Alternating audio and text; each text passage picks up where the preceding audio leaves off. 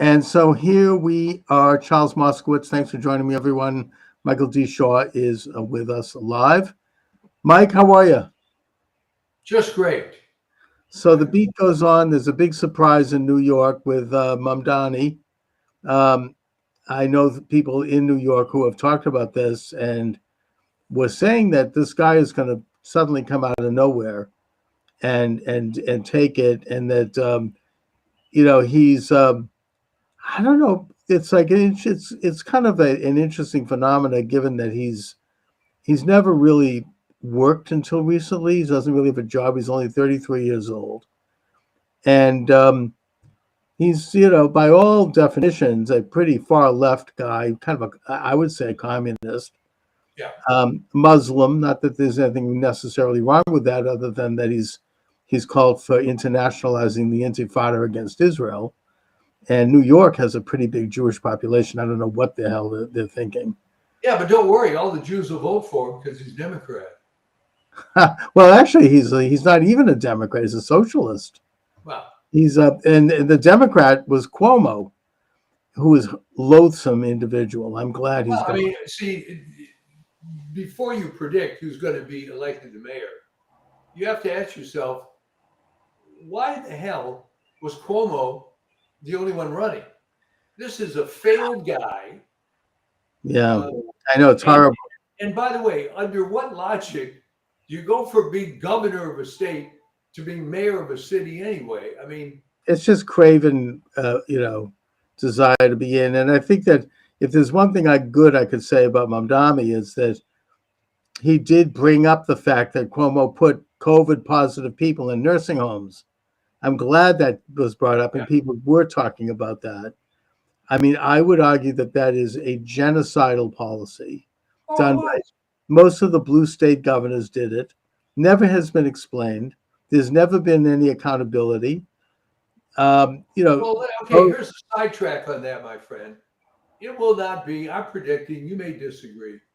It's going to be 50 years before the polite media starts talking in reality about COVID. oh yeah. I mean, it's still this hot button issue. It's like a third rail. It shows how far down the path we've gone in terms of being a brainwashed society. And I mean, and yet at the same time, Trump was able to win in spite of this enormous barrage of a campaign against him that even recently manifested in the way they described the brilliant military operation over Iran. Well, Uh, in my upcoming article, which I didn't finish yet, called The Myth of Journalism, one of the things we're going to talk about is that somehow that top secret preliminary report was leaked. yes, Uh, well, one of the reports, not necessarily, it was just and somebody. it obviously was an early assessment. But here was the point: the L.A. Times, New York Times, whatever, were looking for anything they could do to reflect poorly on Trump. Of course. It turns out it was complete. Well, it wasn't BS in the sense that it was a legitimate report, but who at the DOD was leaking that? They had to find that person, put him in jail. All Of right. course, it's a crime. That's a felony. And Pete Hegseth, who I think is becoming quite good, Yes. he seems to be finding his sea legs in that office. I started out a little shaky, but I think he was firing on all cylinders. He's like, look, you in this room, your hatred for Trump has just driven you to the point where you're going to engage in this kind of, slanderous, lying activity because you cannot allow Trump to have credit for anything. And never mind the fact that it's a military situation. It's sort of they're going to sell that out just to get Trump. They don't want to. It's gotten that bad, and he's really standing up to it. Pam Bondi is also standing up in Congress and taking this yapping into interrogations. It's so ugly, and I recall my time. Yeah. And Well, by yes the or way, no, this who kind of, elects all these harpies to Congress? it's I mean, like that's a legitimate question.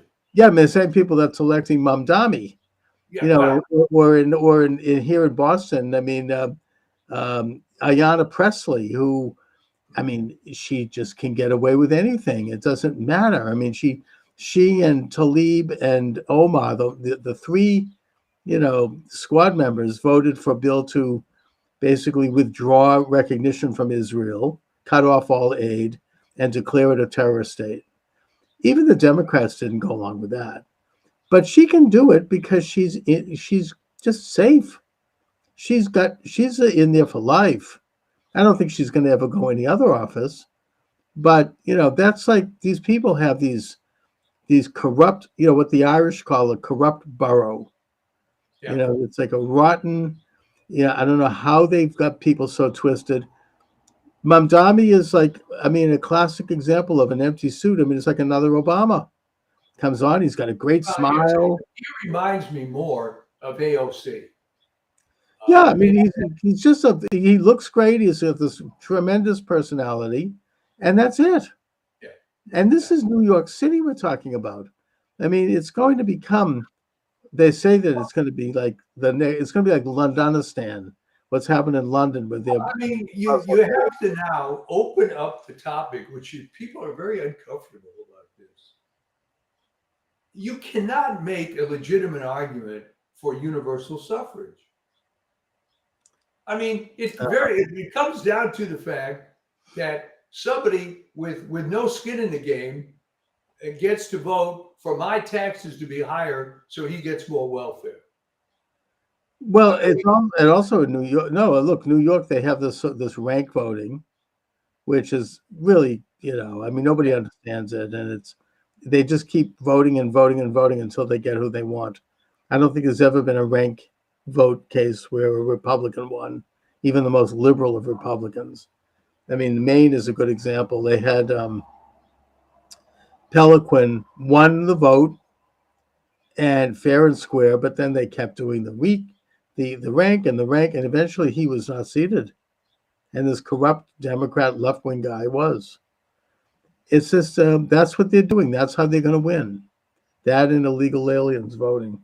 Okay, well then it's almost like you're rooting for this guy to win, so you can have another indication of how things are going to go to hell.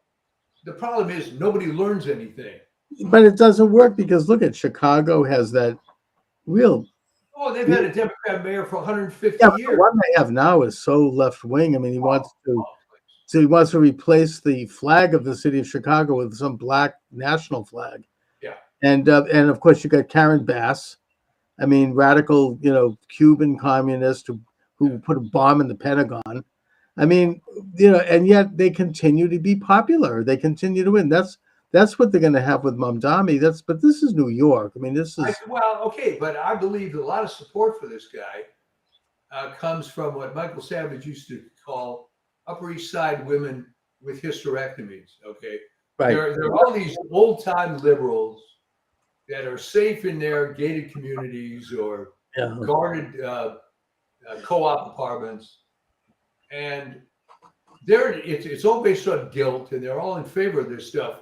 Believe me, one of the reasons that the proposition came in California many, many years ago that lowered the property taxes was that there were people in favor of high property tax because they were guilty. I knew people like this. I knew people from the West Side that their property tax was going to go up by a factor of 3. Which is why the Howard Jarvis stuff came in. Mm-hmm. And now it's at that point was lowered to 1% of assessed value. But it's very easy to be a communist and a socialist when you're independently wealthy. Well, that's right, and that's the core.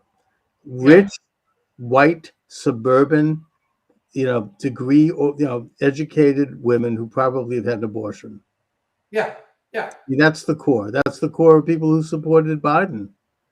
That's the core, and they're very shrill, and they're very, they're very scary. I mean, you don't mess with them, and yet they seem to get their sway. I mean, they have a lot. They're the wealthiest segment.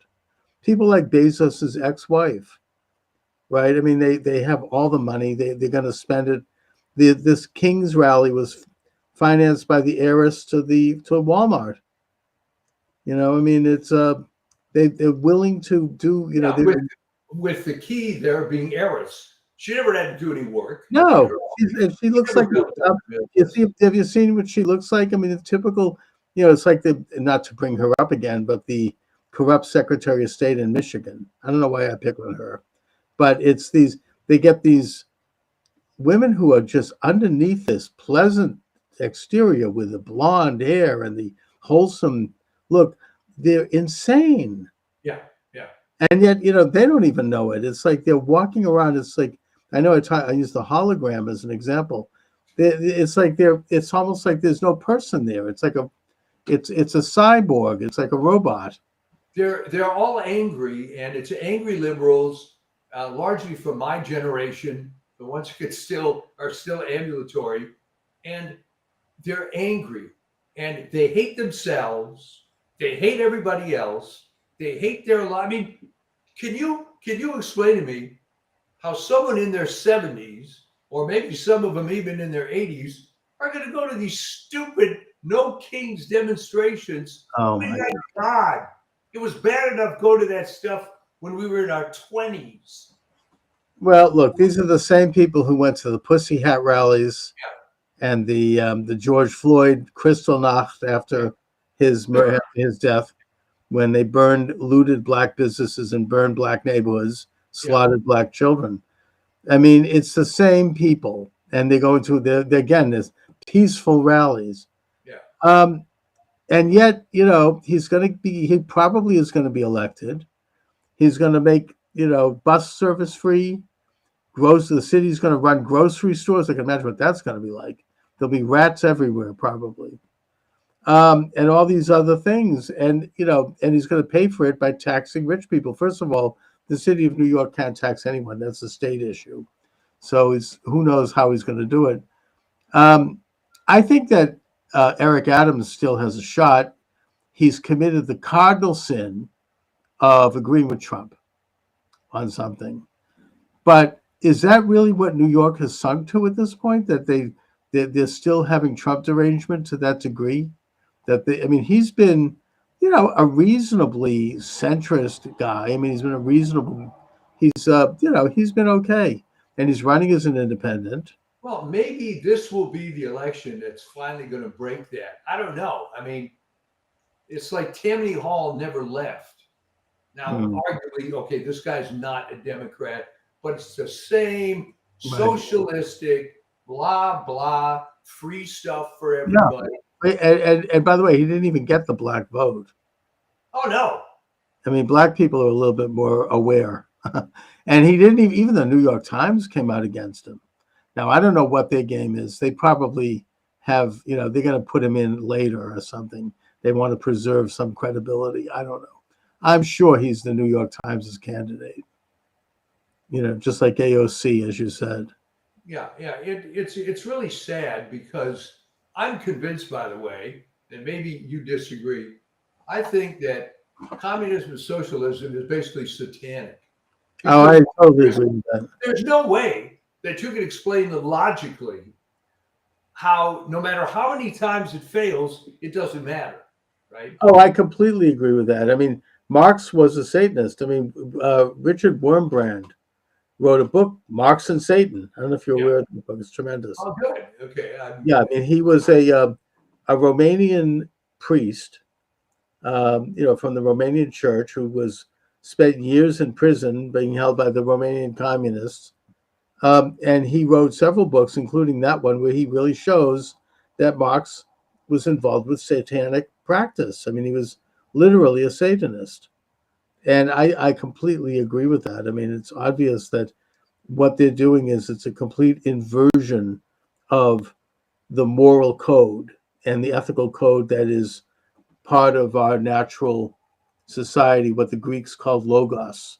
Yeah. What the Talmud calls nomos. It's the same. I mean, it's kind of the given law that is based on universal themes of what's right and that are tested and over millennia. Marx wanted to overthrow all of that and replace it with this kind of forced rule by some faceless, unelected elite that was supposed to be scientific. Um, yeah, I mean, it's completely satanic, and it is motivated by the dark angel. I mean, I believe that. Well, You- there's no other explanation because you can't think of any other human institution that's failed every single time it's been tried, and it still gets propped up with some lame excuse. Well, that wasn't real communism. You know? No, they didn't do enough. I remember the scholastic book textbook I was looking at when back when I was going to school meetings because I had a daughter in school, and it was like they were talking about Leninism and Sovietism, and it really didn't work because they weren't pure enough. Yeah, It didn't, maybe they didn't slaughter enough people. I don't know. Maybe they didn't collectivize enough farms. I don't know, but it became corrupted by capitalist ideas. They're blaming capitalism. And that is how they think. We should try again. Maybe do better next time. Maybe the Nazis could have done better. They believed what they were doing was right. But yeah, I mean, they continue to promote these horrendous systems, and I mean, it's and the advantage that this guy has is sort of being quote the other, right? He's dark skinned. right. He's a Muslim. He's a communist socialist, And and there's so much trash. and he's very charismatic, and he's cute as a button. He's good in the media. He goes around, he smiles. It's like that's why I say it's like Obama. Obama had a great smile. He worked hard. He'd go around. He'd press like Lyndon Johnson would say, he'd press the flesh. Yeah. He would, he was at every meeting.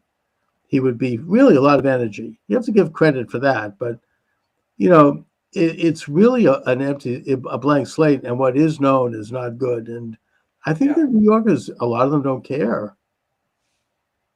I don't know. It's There could be an element too in the city of people that are just looking for radical change because in many ways that the city has failed so many times in so many different ways. yeah, but Uh, didn't they just have De Blasio? I mean, he was about as radical as they come. well, I And guess he wasn't radical enough. yeah, I mean, he was pretty radical. And Adams, in a sense, was the pendulum swang a little to the right when he was elected. He was a police chief. I mean, Bandami wants to, defund the police, all that stuff. It's just, it's ugly. I don't know how it's going to affect President Trump, but who knows? Well, let's say, you use the example of Lindonistan, right? Yeah, That, and I think it's a pretty good example because Britain now has basically been taken over it has. by a relatively small portion of its population. All the major cities are Muslim. Well, they all have Muslim mayors now. Yeah, And I think that the Prime Minister of Scotland is Muslim. yeah. So, if I was really going to be nasty about it could be the the revenge of St. John Fisher, right? Hmm. That you throw out the Catholic Church, and this is what happens. But it is really sad to see it occur. It's taken a long, long time for them to drop this low. I don't see any way back. You can't put that genie back in the bottle. I know once you go commie, it takes forever. Look at Venezuela. I mean, it's people were warned. I mean, that Chavez. I mean, once they go that way, and they get their grip on the kind of the apparatus of power, it's almost impossible. I mean, it takes a generation, eventually a revolution, to get it back. I mean, look at Argentina. Right? They had Perón, who was basically a communist, kind of a hybridized commie Nazi mix there. And he brought that country, which was the number 2 economy in the Western Hemisphere, to bankruptcy. I mean, he brought it to its knees. But it took like 50 years before they finally elected Milei, who is now bringing it back amazingly and rapidly. Well, 50 years is interesting because it takes two generations to overcome the past. People have to die out. You know, the people Yeah, that were still alive, remembering the quote glory days of Juan Perón and Evita, and I mean, what mythological right. crap! And it was classic like worship of, they always have these hero worships. I mean, Yeah, Uncle Joe Stalin, the whatever. I mean, you know, the Führer Adolf. These people, they always have a personality cult, and that's what this Mamdani seems like. I mean, that type, and AOC and all of the left. They talk about Trump being a king. It's the exact opposite. Obviously, it's a classic case of psychological projection. He's trying to dismantle this king development in this country, obviously. And yet, they seem to continue to, hang on to this corrupt, regressive idea. And I don't know. I think they're going to probably get away with it in New York. And once they do, New York will become like Londonistan. You're going to have, no-go zones. You're going to have radicals out there all the time. It's going to be anybody who's making a buck is going to leave. Already, apparently the real estate companies are overloaded with people trying to sell and get out. yeah, yeah. And that's going to have huge consequences because New York is kind of the financial, even the cultural center of the country. This isn't just some backwater here. This is it's very troubling. It's very worrisome, I think. Well, it is because as it deteriorates, I remember at the time when they were really having the trouble back in the 70s, there was talk of the stock exchange leaving New York City. Right. And so, it's not unthinkable for these But then they elected Giuliani. Yeah. Eventually, there was a reaction. So, Well, like Giuliani, but it's like one of the things I'm going to mention in my upcoming article, which you and I have discussed several times, yeah, is that it's all revenge, though, because they came after him like white on rice after the election when he was talking about fraud and so on. They eventually they lie in wait, and then they but yet he was able to do a lot as mayor of New York. There was a marked and observable change. So that can't be denied, and I think that no, but that's the point. It can't be denied, but yet it didn't apparently gain much currency because the jackals were out there waiting for him. Well, for him personally, yeah. But the city, I mean, maybe after Mumbai, whatever his name is, he brings the place into the gutter. There's going to be a reaction, and they're going to actually put in place somebody who can do, actually govern and do. I don't know. I'm somewhat sentimental about the old times, when there actually were reactions against these guys. We don't tend to do that anymore, where we took Mussolini and his mistress and hung them by their feet. Well, Trump was a reaction to it. And, I think we do it. We still have the apparatus. If you get somebody like a Trump who is willing to step in and go into the rat's nest and fight, it's just unusual to have that. But, it's something that hopefully will be inspired. I don't know. I mean, Curtis Sliwa is the Republican. I think he's okay. I mean, I don't know if he has any traction, but he's been around in New York for a long time. The Guardian Angels, yeah. right? I mean, he was going around with the Red Berets, as not as vigilantes, but as protecting people who are being mugged. Maybe he has a shot. I don't know. I think that probably Eric Adams very well may have a shot. For re-election, he's the mayor. He's he must have some kind of political apparatus. I don't know. Maybe. Oh, I think so. I mean, this new guy has not been tested. Donnie has not been tested in any reasonable forum. Oh, he's very slick. I mean, but the problem is his very brief record as city councilor is terrible. I mean, he didn't get anything done, and he was very kind of strident. about trying to do anything to the point when he couldn't actually accomplish anything. And I mean, maybe it's naive of me, but I still believe that New Yorkers have some street smarts. I mean, they're not going to be. I mean, I don't think AOC could make it outside of this very narrow district where she operates. She's like, it's like Ayanna Presley. She's never going to step outside that district. Um, but she has a little, control, and that's about it. I Well, mean, but I mean, you say that, but the sad part is there's what 700, 800,000 people in that district that are suffering because of it. Now, yeah, they didn't all vote yeah, but it's for it. not the whole city. And I know that, I mean, in New York, you still have all the Upper West Side lesbians with cats, but Yeah. that's, you have like these little ballywicks that he might have. But I don't think that it's most New Yorkers. I mean, there's still a working ethic. There's still a blue collar element.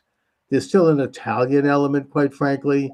They're not going to go for this. The Jews aren't going to go for it either. I mean, I don't think they're going to. I mean, Well, even though it's a Democrat. who voted for him? Now they say that uh, people in the primaries tend to be more radical, but Yeah, I mean, I don't know. I mean, I don't know how what was the voter turnout. I don't know, but he got just all of these leftists in Brooklyn and in Manhattan who had well, how just. do your relatives feel about it that you're always talking about? The I don't think they're on board with him. I haven't talked to them. I know I've talked to one who's not on board. yeah, So I don't think so. Um, there was, and I don't know how he did it. Maybe it was stolen. I don't know because the only people that really were on board were really hard left people. yeah. And how many of them are in New York? I don't know. Is it that many? Well, there's more in New York than other places, I would Yeah, think. but I mean, New York still has, I think, a relatively sane backbone of people. I mean, how did Trump do in New York? I think he did okay. I don't think it was a whitewash for Biden. I don't know. I mean, it's just I think that it just seems like he can be stopped. We'll have to see. Well, there's And certainly a lot of factors going against him, um, but it's just sort of disturbing that it even happened at all. yeah, I know. Can you imagine? It's just it does say something about the condition of our society. I mean, it's just pretty bad. Well, again, not that it affects me personally, because I'm not in the city, but uh, the rise of Karen Bass Oh was, yeah, horrible. it was just shocking. Well, that's what we're looking at here. Another Karen Bass or another Johnson in Chicago. These people are radicals, and they have a radical agenda. And Karen Bass would let the city burn to the ground rather than, let Trump step in and do something. Yeah. It's just, you know,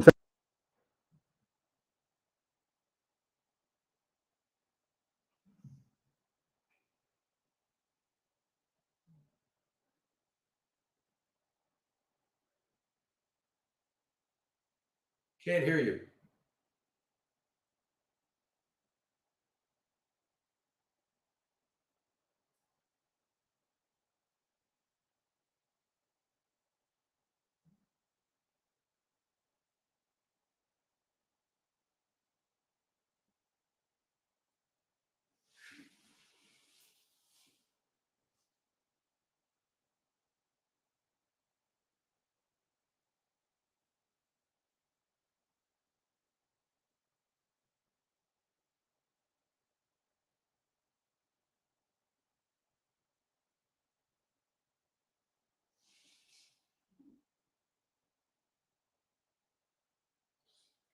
Oh my word.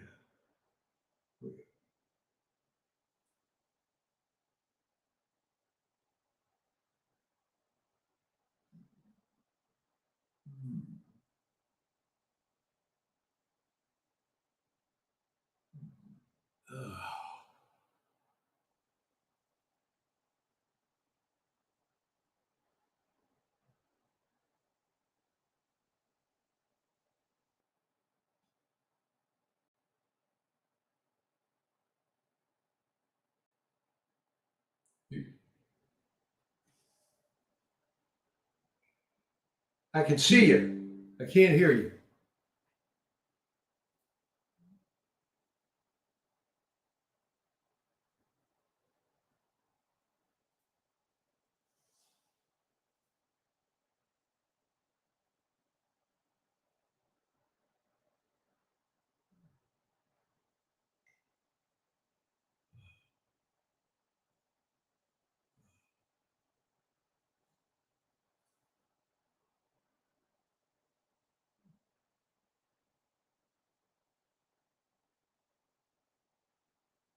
Hello, hello.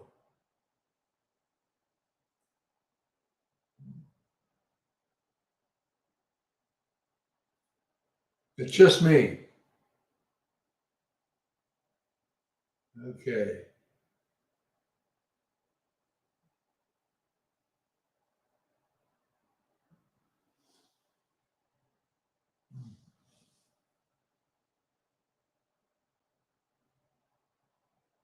Hmm. Okay, can you hear me Yeah, now? Okay. yeah, yeah. What did you do? I don't know what happened, but things got a little finicky there. Sorry about that. All Um, right. So it's going to come down to if the good people of New York, uh, come together and not be fooled like the idiots in London that thought it was going to be a great idea to right. bring in a Muslim mayor, um, because it shows how open-minded they are. Um, Yeah, I mean, look, there's a lot at stake here. New York could become like, as I said, there could be no-go zones. There could be radical uh, neighborhoods. Even the radicals. Does anybody really want that? It's the city has such, is has done pretty well. I mean, culturally. I mean, do they need this kind of regression? I don't know. We'll have to see. But in the meantime, I think that Trump is doing a very good job of carefully and painstakingly going after the deep state and bringing it down. oh yeah, There's a lot going on. There's even recently the skunk who tried to release a phony report from the CIA about the bombing in Iran. It's been called pretty carefully to the point where the leftist media has had to retract to a certain extent, and that wouldn't have happened in the past. Trump in the first term, the assault against him was to use the legal system to try to impeach him constantly and keep him off balance. And then, of course, during the interregnum, the lawfare was trying to imprison him and bankrupt him and shoot him. But now that he's in office, the strategy is to have radical judges basically try to strip the presidency of its legitimate powers, with the assumption that after Trump finally goes away, they'll be able to restore them later. Um, and I don't think it's working. I think the Supreme Court is starting to step up and throw out some of these cases. And it's uh, it's gradually coming around. It's going to take a while. They're going to slow things down for a while. But even when I talk to people who know something about this, they know that what they're doing is not right. I mean, they know these judges are, they don't care, but they just want to stop Trump. And I don't think that's and going they to be can't enough.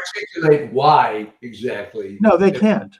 They can't. They're leftists, and they don't like the fact that Trump is restoring. He's waking up the beast. He's restoring the sovereign powers of the citizen under God to themselves and not to this state that they've invested in since Wilson's time of trying to create this massive unelected scientific state. I mean, I'm reading this stuff in my sociology class where they're pretty open about this. There's the new trend of, they call it the postmodern era, Yeah.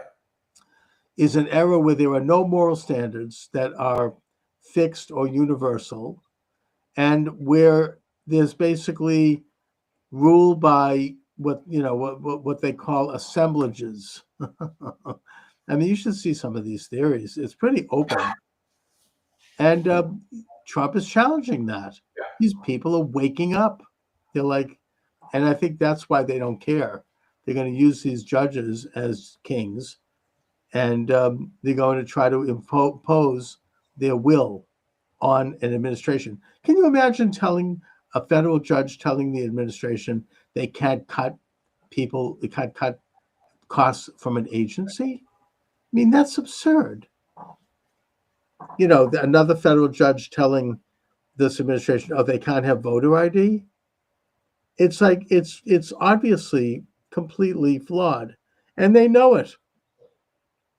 And average people know it too. They don't. Some of them don't care, or they're willing to look the other way because it's Trump. But the question is, how long can that last?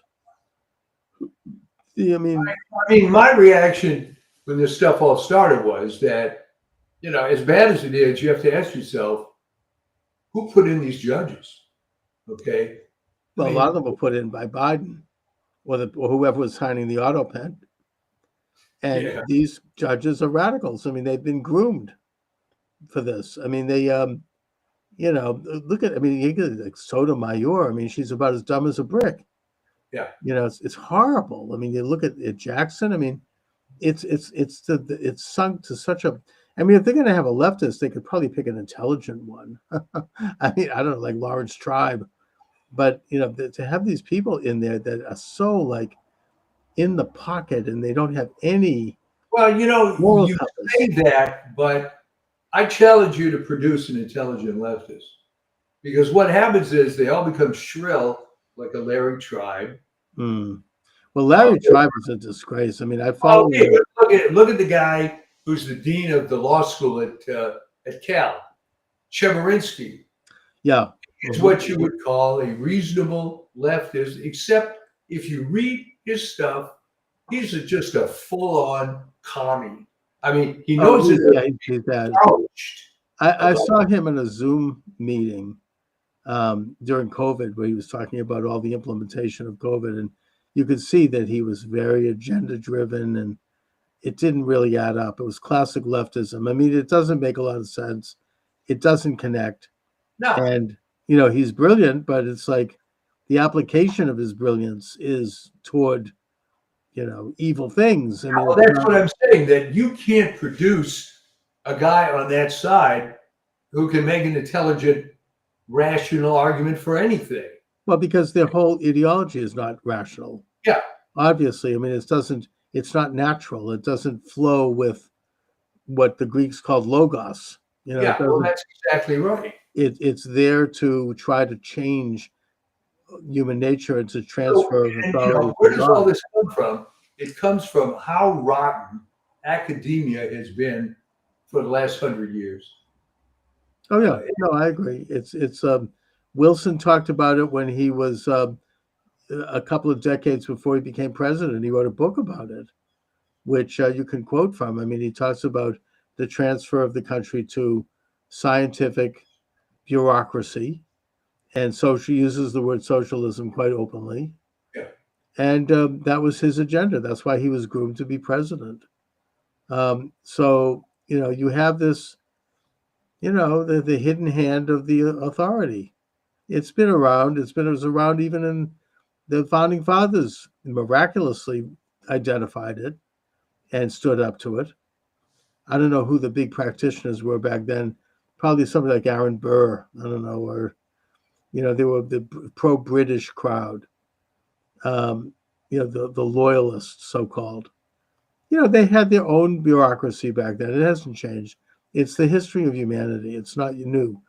This country was blessed to have several actual patriots at the founding. And these were men who didn't necessarily agree with each other, like Jefferson and Hamilton, but they were still patriots. And even though they had different visions, they still wanted to go after this so-called deep state. They wanted to return sovereign power to the citizen under God. And it's almost miraculous that converged the way it did at that time. And they were able to set the table for what we've had ever since. Even though they've tried to undo it and undermine it and subvert it, it's still there, and you still have a remnant. I would say the same thing is true with Judaism. Yes, there's corruption, there's bad ideas, leftist ideas that have wormed into the fabric, and you have unbelievers and evildoers. But there's still a core of people who are worshiping God and who are worshiping and standing up for the moral and ethical precepts of the Torah. There is a remnant, and that's why Israel was created, because God saw this and that there was enough of them to warrant this development and this idea of a nation state under a godly mission. There's enough of them to believe that, and I think it's actually increasing in Israel today. So, the same thing with Christianity. There's a core of people who believe in the Torah, in Christ Jesus, in all of the incredible doctrines involved, and that they are going to hold they're going to win the day. You've got corrupt people who have wormed their way in. I particularly admire the Catholic Church because I think it's been immune to a lot of this because of its hierarchy, much more so than Protestant churches. But nevertheless, they've made inroads, and there has to be a cleansing. Yeah. Well, no, I mean, there's always going to be a hardcore of the good people, and they're just going to have to not be the silent majority anymore. Yeah. That was your wake-up call. That was your wake-up call, having this Mondami be. I hope so. The candidate. That should wake people up. It really should. It's a very ominous development. If it was some small town like with Pete Buttigieg, wherever he was mayor, who cares? Like South Bend, Indiana, you mean? Yeah, whatever. But this is New York City. It's the very core of America's economy and culture. And it's a very serious issue. It matters. The mayor of that city matters. It's not some, that's a real position. So it's not really Mayor Pete. No, I mean, who cares about him? But I'm just saying that, for New York, that does matter. You can't have that. Anyway, Mike, so what's going on with your Substack? Well, I was about halfway through the piece. Had some other stuff come up today, but it's just, it's we call the myth of journalism. There isn't any anymore, at least on the conventional outlets. And you look back to one of the things I'm talking about is Watergate, all right? This went now true. Nixon brought it on himself. You're ahead in the polls by 1 million points. And this never came out, by the way, what on earth caused them to think it would be a good idea to break into the DNC headquarters? And for what? They're leading. They won a landslide election, all right? So here, no one in the world ever heard of Woodward and Bernstein. No one. Yeah. All of a sudden, they came out of nowhere. Fell into this story. They were given all this information by what ended up being a deputy director of the FBI. Right, Mark Felt. And nothing ever happened to that guy. No, you're not supposed to give details of an ongoing investigation to some schmuck reporters. And it just went on, and people forget. The FBI set Nixon up in the same way they're trying to set Trump up with this CIA guy dropping this piece that the media ran with. I mean, it's the same script, except this time I think that the government is aware of it. By the way, I've been watching TikTok interviews with Nixon, and he was great. He was really, a truly great leader in many ways. I mean, he understood what was going on. And his fatal flaw was that he always wanted to be one of the cool kids. That's what did it. That's what did him in. What did him in, yeah. He came from nothing. I mean, amazing story. I mean, of Nixon, how he became who he was. He had a great intellect. He understood the score. Yeah, I mean, I know he's obviously a deeply flawed man also. So it's sad. Anyways, Mike. Well, I mean, his biggest sin was attacking Algiers. That's what they were waiting. They were laying in wait for that, and they just grabbed their chance. That's how they work. As you say, Giuliani's another example. Great man, but he showed up the left by being great, and so they grabbed their chance when they could. On the Algiers story, one thing I never understood was why defend it? All right, great. He's a spy. He got caught. Tough luck. But why? And he did. It's what happened. Lay Yeah, in wait for the guy that brought him down. All right. It, he was a true leftist, and he was also a globalist in that he wanted to bring about a world order.